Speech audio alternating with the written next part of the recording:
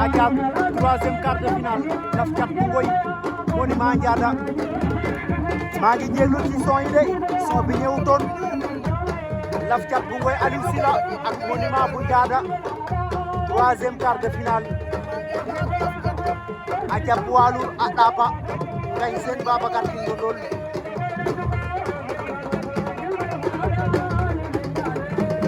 lafthiate bu Ngoye Aliou Sylla monument Ndianda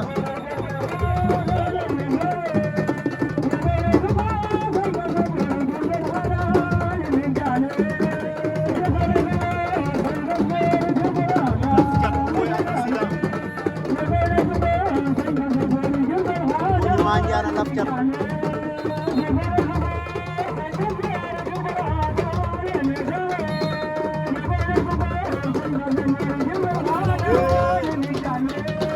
lafthiate bi daa am doole de